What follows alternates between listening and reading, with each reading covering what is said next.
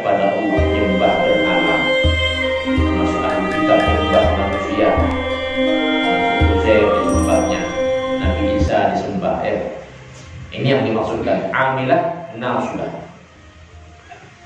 La yaqbalullah minhum ijtihadan fi dhalalah. Maka Allah tidak akan menerima usaha sehebat apapun kalau itu dalam rangka ketersesatan. Tidak akan diterima oleh Allah. Maka setiap orang tidak beriman, kalau dia melakukan satu amalan secara apresiasi manusia, ya dapat. Tapi di hadapan Allah sia-sia semua, tidak dapat. Hingga kalau kita kasihan, maka kita giring. Kita giring, ayo beriman, ayo bersyahadat, ayo bertauhid, kan begitu ya.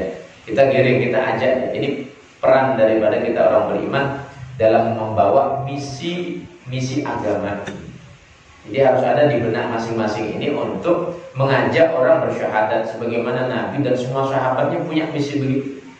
Saya mau tanya, ada enggak pemikiran dalam hidup ini bagaimana supaya saya mensyahadatkan satu orang jadi mu'alaf? Pernah enggak berpikir begitu? Ada enggak misi dalam hidup ini seperti itu? Dalam hidup ini bagaimana saya menjadikan orang tidak beriman satu jadi orang beriman? Pernah tidak berpikir begitu? Apakah dengan cara menikahi? Apakah dengan cara dibantu harta? Apakah dengan cara berdebat? Apakah dengan cara didakwahi ngobrol biasa? Atau apapun cara? Maka kalau tidak ada terbersit pikiran seperti itu, berarti tidak ada prinsip dakwah dalam diri. Harus ada orang Islam dulu pikiran begitu ya. Harus ada. Bagaimana orang tidak beriman itu supaya beriman? Minimal kalau kita lihat orang kufar ini, ya Allah berikanlah dia hidayah supaya mendapatkan hidayah. Minimal seperti itu. Kalau sudah ada pemikiran demikian, insya Allah ada semangat. Jangan malah saling melemahkan. Nanti kalau aturan Islam ditegakkan saling melemahkan. Jangan. Aturan Islam tegakkan dalam satu kampung, dalam satu masyarakat, dalam satu kota. Lalu orang Islam sendiri yang melemahkan. Macam di mana itu yang dilarang pakai kerudung itu ya, dilarang seakan memaksakan pakai kerudung kepada semuanya. Padahal nyatanya memang tidak seperti itu. Tapi saya melihat hal itu diangkat memang sengaja untuk memojokkan aturan ini, sehingga orang-orang Islam yang memang dia sudah dasarnya tidak pakai kerudung, dia bisa bebas. Lalu dipelintir isunya, di mana kok ada aturan orang Islam maksa-maksa orang kafir pakai kerudung. Tidak ada aturan, bahkan dalam Al-Quran tidak ada aturan orang Islam memaksa orang kafir pakai kerudung. Tidak ada ya. Tidak boleh memaksa orang tidak beriman itu untuk melakukan aktivitas sebagaimana orang Islam. Tidak boleh. La ikraha fiddin. Itu Al-Quran sendiri yang membatasi. Jadi tidak ada maksa-maksa orang lain itu untuk masuk Islam, atau apalagi menggunakan atribut ataupun memaksa ibadah sebagaimana ibadahnya orang Islam. Maksa tidak boleh. Tapi kalau mendakwahi, harus ada misi ya. Harus ada misi. Artinya kalau ada aturan-aturan agama ini coba dijalankan, jangan dilemahkan. Jangan dilemahkan.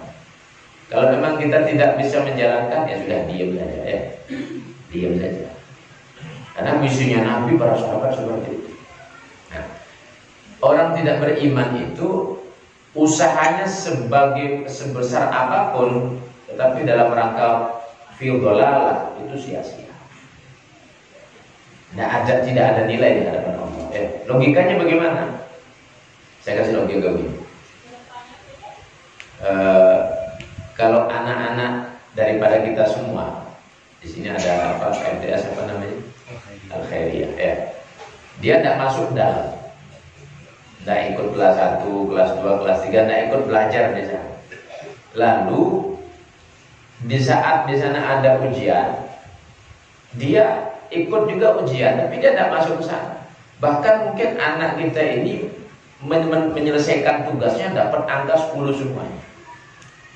Kira-kira anak ini bisa lulus atau dapat gelar kelulusan apa enggak? Tidak dapat gelar kelulusan. Masalahnya dia tidak masuk dalam sekolah itu. Dan bagaimana dia mau dikatakan dapat juara 1 kelulusan? Orang dia tidak masuk di sana. Maka usahanya bagaimanapun, belajar cerdas bagaimanapun, bahkan ngalahkan semua yang ada di sini, di sekolah ini, maka anak ini sia-sia dia. Kalaupun dia dikasih nilai 1000 gitu ya, bukan 10 lagi, 1000 dikasih ya, sia-sia. Tapi kalau yang di dalam sekolah ini dapat nilai 6, ya sudah bagus. Dapat nilai 7 bagus, nilai 8 apalagi nilai 100. Artinya sebagai gambaran logika bahwa orang tidak beriman itu apapun yang dia lakukan karena dia belum masuk dalam wadah ini, maka di hadapan Allah tidak bernilai. Tidak bernilai. Maka caranya bagaimana? Masuk dulu. Masuk dulu ya. Kalau untuk mendapatkan nilai. Kalau sudah masuk nilai 1 itu dipertimbangkan. Walaupun nilai 1 ya. Tapi kalau belum masuk walaupun 1000 nilainya, nah tidak dipertimbangkan oleh Allah. Tidak dipertimbangkan oleh Allah. Nah, sehingga dikatakan, jadi orang-orang tidak beriman nilai yang Allah minhum ijtihadan fil dhalalah yadkhuluna an-nar yaumil qiyamah, pasti masuk neraka. Pasti masuk neraka. Ini pendapat Sa'id bin Jubair, Zaid bin Aslam, dan juga beberapa sahabat-sahabat yang lain.